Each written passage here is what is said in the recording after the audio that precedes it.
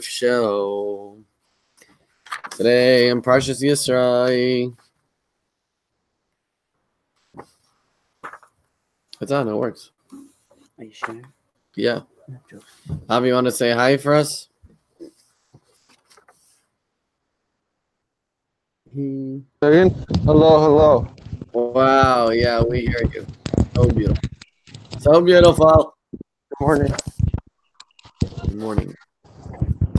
Okay. Parshas Yisrael, fourth reading, Exodus 19:1-6. The Torah then returns to the events following the splitting of the sea, the war with Amalek, and Yisro's arrival at Mount Sinai. The Jews arrived at the foot of the Mount Sinai on the 1st of Sivan, 2447. 2448. Page 137. You have it. Today's Wednesday. So it goes back and forth. Very interesting.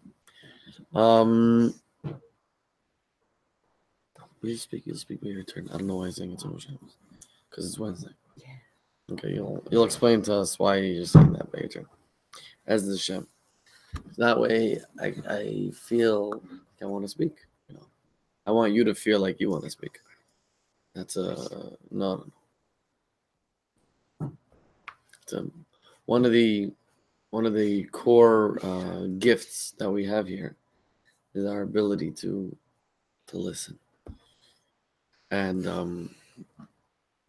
I want to work on myself. I also want to work on myself to be able to speak. So that's why we put an emphasis. Even if I have nothing to say, just let me feel good. Let me feel good about myself. It's been about, today is the 500th day of school that I've been in Jets, I think. I mean, since FiveAlive. I started FiveAlive, I think my first day was September 10th, I think,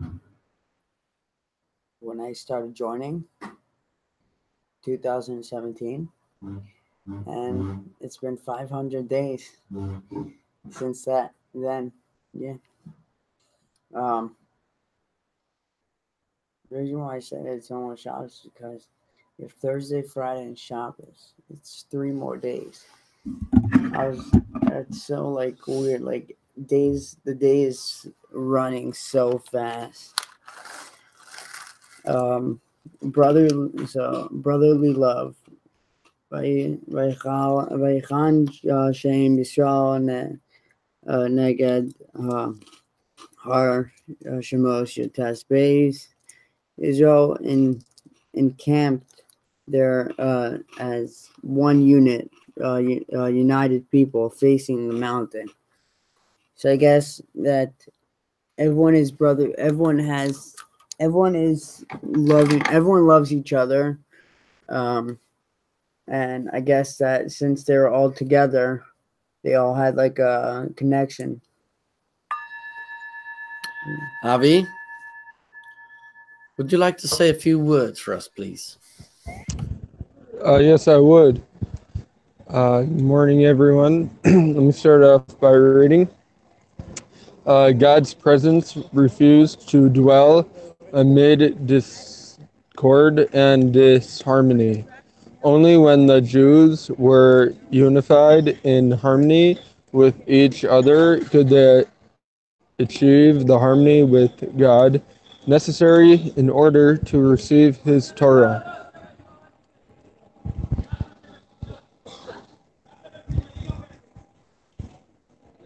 Can you hear me? Yeah, cool. Alright, it's good to be with you guys today. Pass next, peace.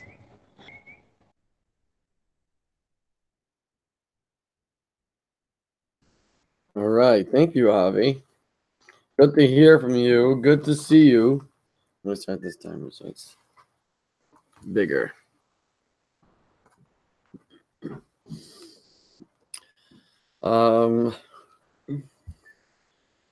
Yeah, good. How is the Holy Land? I actually got a bunch of family there now because my brother from here is there with his daughters and my brother from there, and they're all like touring. And good morning, good morning. Oh, because I had Avi. Avi's here. Avi, we have a special guest that wants to say hi to you. Hey, how you doing? Baruch Hashem, good to see you. All I right, can't hear you. good to see you. Likewise, all the best. I won't disturb. Sorry.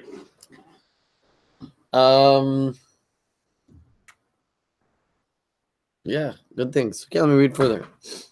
The same applies today. Anyone can study the Torah, of course, but the divine inspiration that grants us additional insight and allows us to sense God's presence in the Torah is ours only when we are actively concerned for our fellow human being. Wow, that is a crazy statement. So FiveAlive, is it? Is it the right way to go? Should I learn in a way that I need to be concerned with my fellow?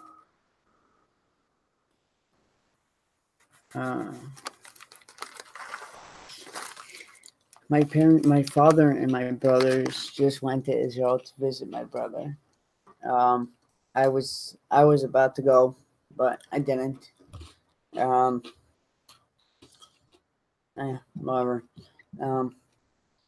I'll see the Holy Land soon when the Messiah comes. Yeah. Now I should see it. I should go now. No, I'm not gonna wait. No, I'll go later.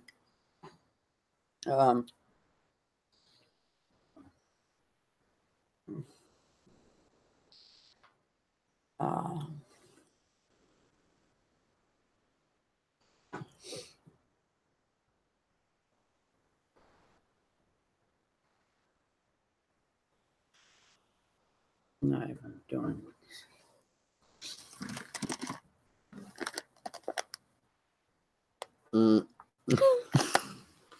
What's wrong with this? Avi. It's powerful stuff. We have to think about other people. It's the Holy Land is good. In like yeshiva, it's an interesting mindset. It's kind of like selfish, you know. Like the whole day, you're just trying to focus on how to make yourself better, and like I guess it's good, like, because you want to be a selfless person. But like for me, I think it's too much. It's too like I don't want to say it in a bad way, but like I heard someone like saying like they had an extra potato at lunch and it just threw them off the whole day. You know, they felt it. And I'm just like thinking it's like too much about ourselves. You know, like yeah, okay, you work on yourself, but we're just so self-absorbed. Like everything is just I don't know. It's really it's a lot. It's a lot. I'm trying to volunteer the yachad here or something. I need to get out a little bit, but it's good. It's good. Yeah. Everyone's here to gain a little bit of clarity. We're all here for the same reason. It's pretty cool. There's cats here. Yeah. All right, next, please. So, do you still pet stray cats in Israel? You still do?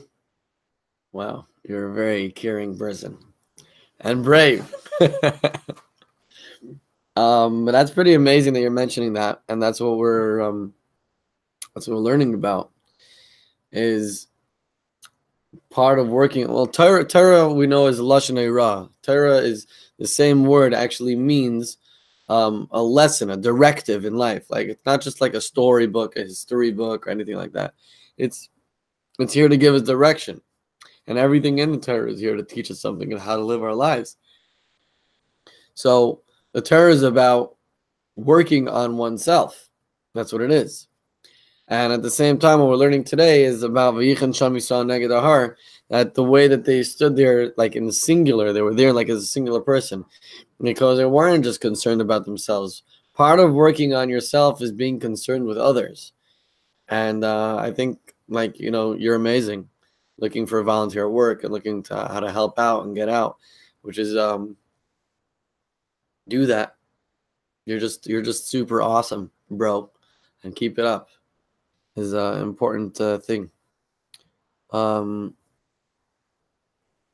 that's why I think FiveAlive is the right way to go, because we're busy with each other while we learn.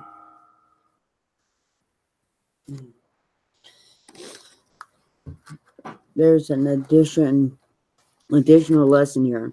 The Jews were able to unite at Mount Sinai because they were facing the mountain. Facing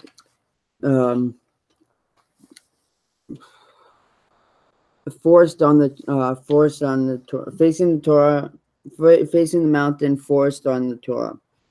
Since we all process different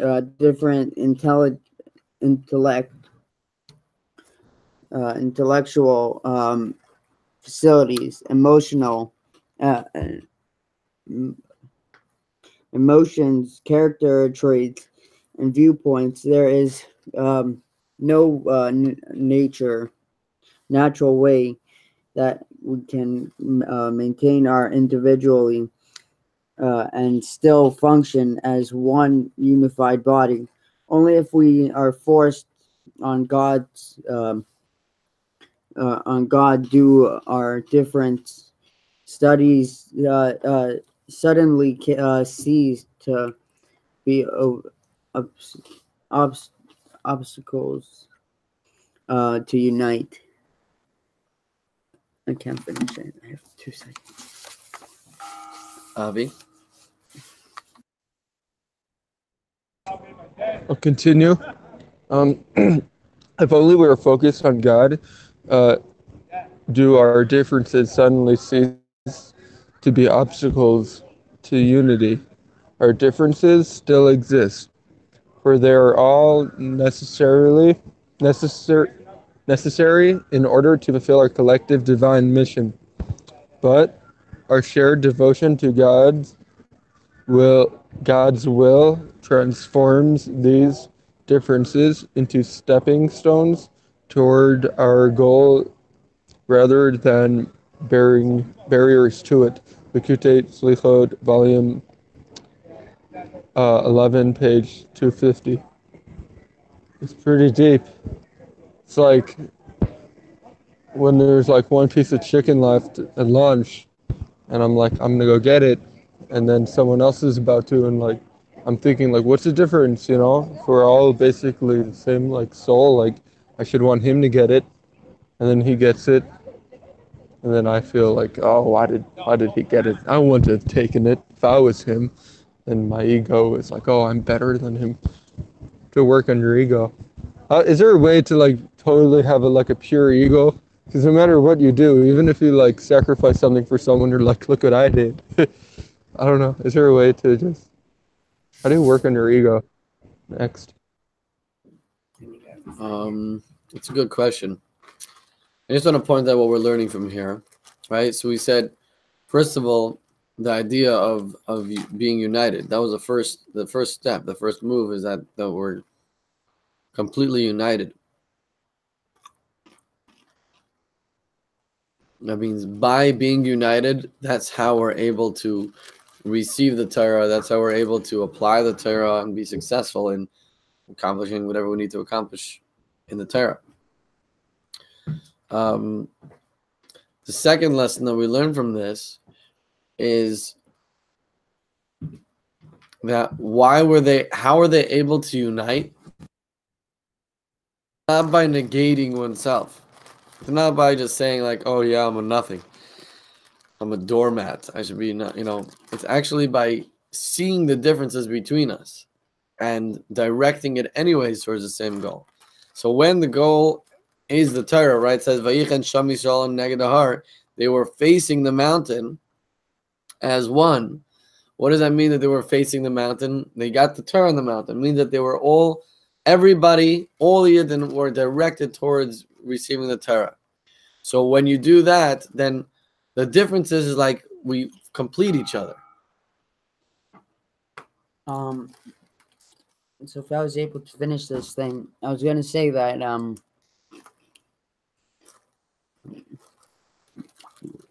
yeah, that's what I wanted to say. That I guess that since we are all facing the mountain, and I guess we saw like different potentials that we could like we can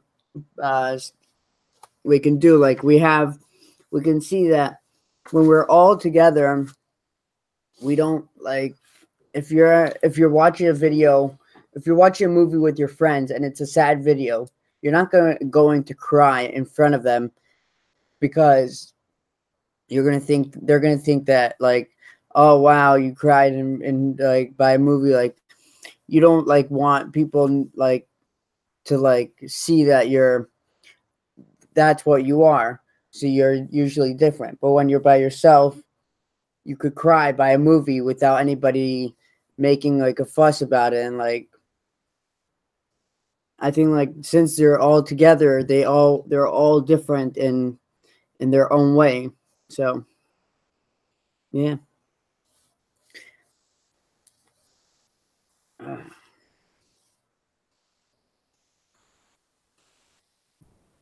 Avi? That's interesting. You said you don't want people to see like what we really are. I mean, that's basically what it means to be embarrassed. What does it mean to be embarrassed? Just means like I don't want you to think that that's not who I am. No, that's who I am. I don't know. Interesting. Anyway, I have a question. Here's my question. How petty should you be? Like how, just in general. Like I see people and like some people like they eat like everything that they see and that's not good. And then I see like some rabbis that they only eat nuts. Like is there like totally like what should I like be? And then if they eat something they're not supposed to, then it's like I messed up and it's not good. And like they're so petty. How what should we be petty about like just food in general and life and everything? What do you guys think? Do you know what I mean? Yeah, no. I heard Rabbi Menace Freeman talking about it. He said there's like chips that have like a crunchy. There's like $100,000 machines that make like a crunchiness to the chip, so people could be like, I want it more crunchy. Like, who cares? Okay.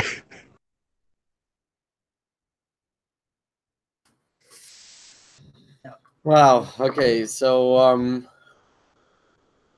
good stuff. Good topics, guys. Good things to discuss. So the first point that you mentioned was the idea of the ego, and ego is a little bit tricky. You always have to be aware of it and see where it is. Ego is basically a very interesting perspective. Is that ego is basically something that you protect at all costs. It's a natural tendency to protect itself. So generally, when you're born, your ego is just placed in yourself, and therefore you protect yourself. Your image, your the way people view you, the way your reputation. So you protect that at all costs. You don't want to be embarrassed. You don't want to, whatever it is. You don't want to feel low. Whatever it is. That's the ego, and generally it's not a very good thing because it tends to make you do things that you don't really believe in. But since you want to protect yourself, you'll do that. So that's the idea of the ego. However, you could also invest it in good things and you'll protect that. Your natural tendency to protect yourself. For example, if you put your ego in God, so your natural tendency to protect your ego will be to protect God, whatever that means.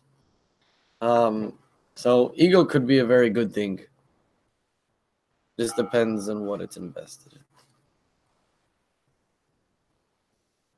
I have a question for Avi. What time should I call my father to wish him a good Shabbos and when he's in Israel? And if I have to dial a special number, what is the number? Maybe Isaac might know the number. I don't know. Maybe you could text Isaac the number. But I really don't know what time I should call him because I'll probably be in school and he'll be I don't know, somewhere, I guess. Yeah.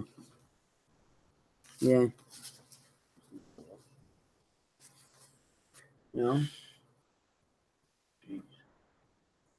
Bobby Montrose is here.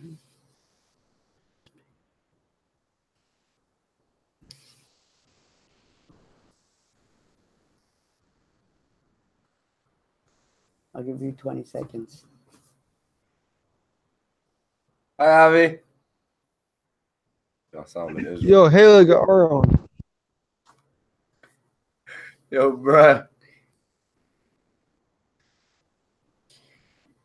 Oh, you have the number? Avi, it's your turn. Yeah, sorry I cut you off. Yeah, maybe it's like plus 972 or something. You have to maybe check. I'll look it up. It depends. I don't know. But to call to America, I don't know. Should know. And then, you should have like an app on your phone. Is it? I think it'd be easier for you. I have it too. Like it's just like what time it is in LA and then what time it is in Israel. So you could just see it based off what time it is. And just call them whenever the earliest you can. Don't wait. If it's not available, then and try again later. But early, whenever you can. Yeah. Yo, Aaron, yo, what's up?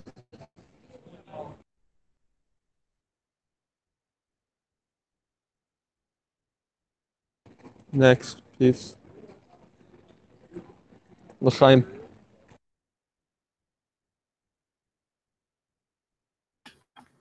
I'm not really sure what to do with this Cowan. I would call him a shgiach, but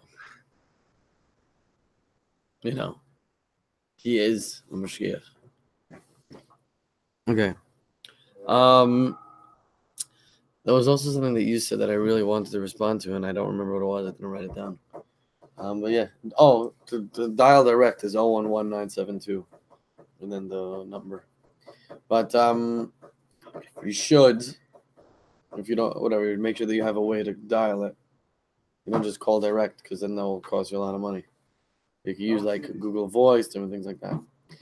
Anyways, petty. I think we have to make a distinction between being petty and paying attention to detail.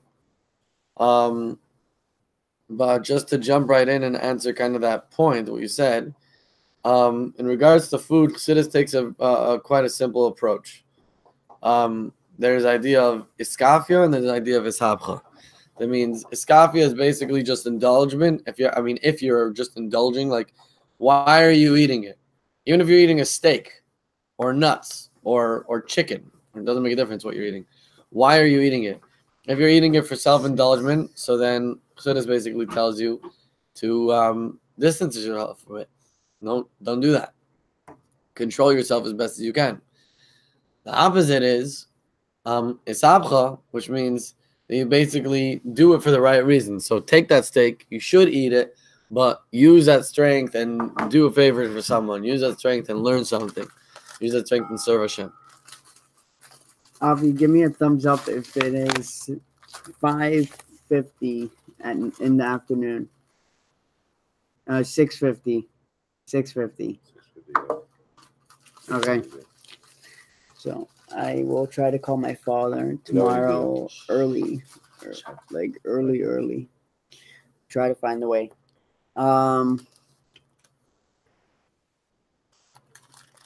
Let's see.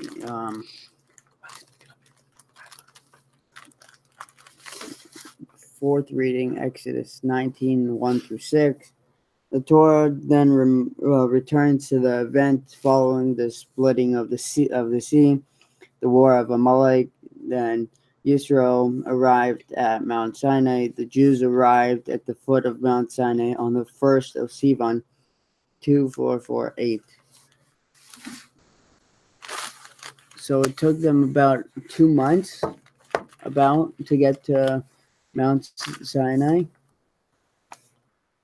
Because Nissan, yeah, about 2 months. Probably took them about 2 months. But I mean,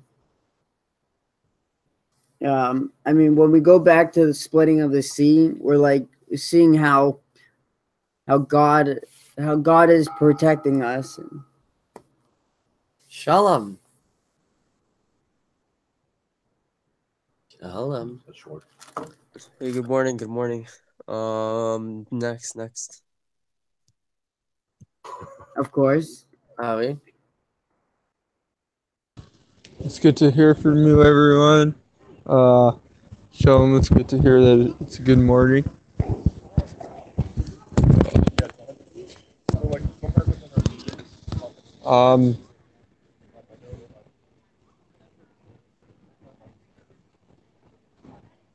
I guess it's good, Reb Isaac, but an answer about being petty. Just trying to figure it out. I don't know. There's such a huge, widespread of what people do.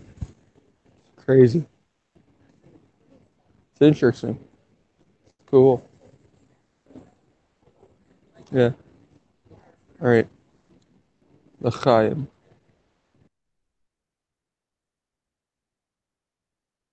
Your turn. I got a turn? Yeah. Oh boy. Wasn't paying attention. I was just learning. Not a reading or you reading? Okay. Brotherly love. Oh, brotherly love. Wow. Amazing. Love it. Just that. Right there. This? No. Just No, as, this. yeah. Well, you can show me some negative heart. Israel encamped there as one united people facing the mountain. Yeah, no, that's a no. It's a. I was actually going to stop there, but no, because unification is the strongest.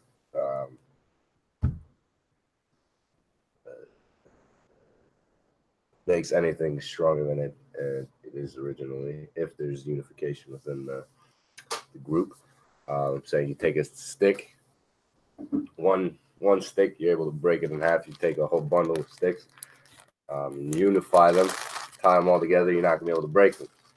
So, and then there's also the fact that Amalek was able to fight against us was because they were so unified.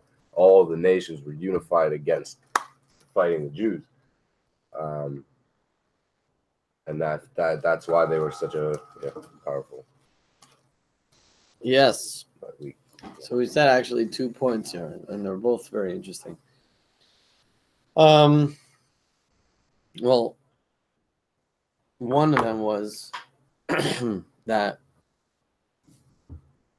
because we were unified, we're able to get the Torah. We're able to accomplish something so great. And at the same time, we also said the opposite. Not the opposite, but the other side of the coin is that because we had our minds set on one goal and such a lofty goal, which is the idea of getting the Torah, that's how we're able to overcome our differences and become unified. So it goes both ways. I just want to point out something interesting. Take it as you wish, Avi. Basically, this idea of escafia, of like holding yourself back from like indulging in physicality, materialism, that we basically, it's an important idea to remember, is that is our job for ourselves, not to put on others. I don't see someone else eating a steak. I'm like, oh, hold yourself back. Don't eat that steak. Well, that's not my job. I can actually, in fact, I should give the other person the steak that I was going to eat. You know what I mean? It's like I'm not supposed to hold them back. The holding back part is for me. The being, judging favorably. Okay. Yeah.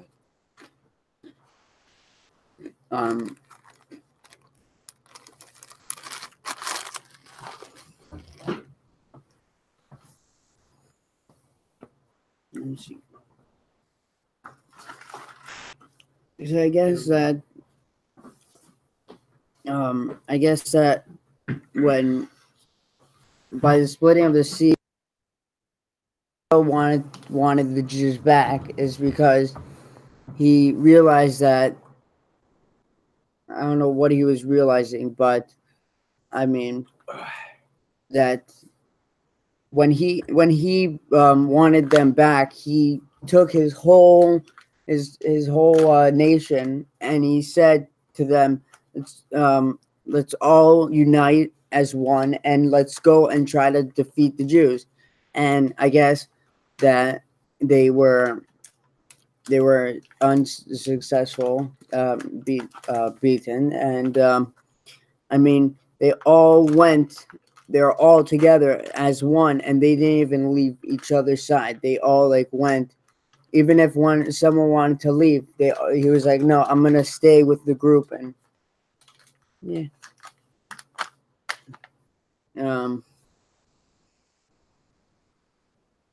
same with the Jews, they all stayed together. Shalom.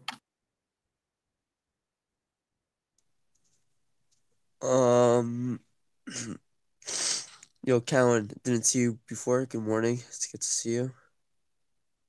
Just a quick question.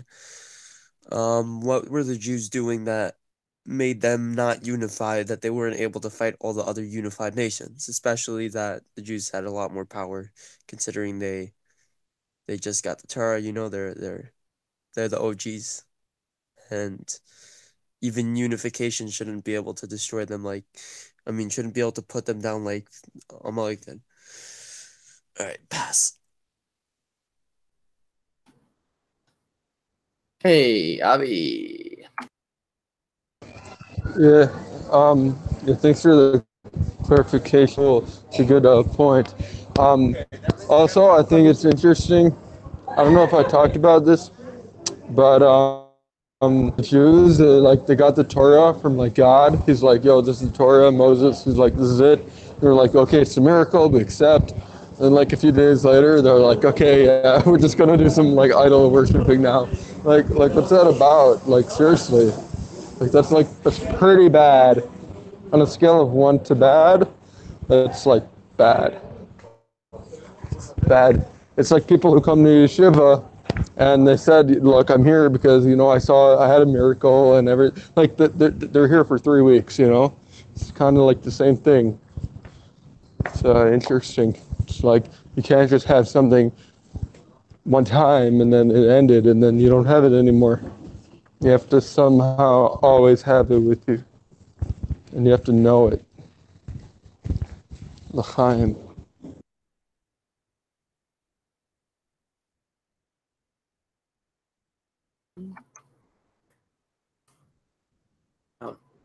Yeah.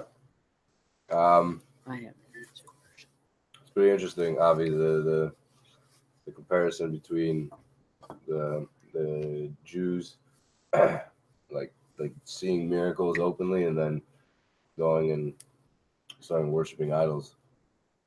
Is to someone who comes in, he's like, oh, I'm feeling it. I'm like inspired. I'm ready to jump in, do everything. And then 3 weeks later, he's like, just poop. I did have in 9th grade. I had 2 Gerim in my class. One of them is still from, one of them is not. But like when they were becoming religious, when they were becoming Jewish, not religious, they were becoming Jewish. They had all the reasons. They had everything set out, and like they knew what they wanted, and they were excited, and they were, and then one of them just, I don't know what happened. He just, I guess he was, I guess he became Jewish in the wrong class, but gotta blame myself. But that's all I'd say. So what I'm saying is that that's the Hasidic concept of Isrus Lasad, Isrus Layla, is that the revelation from above, revelation from below is a lot different. Is that you have to put in the work, and that you can't just live on the high. You can't just live on something that's you can't just you have to put in the work, do, and then you get the high. yeah. Well said. Thank you very much, everybody. I have Have an a answer for wonderful day. Shalom. You gotta And be a Yitzhak's gonna base give Hillel.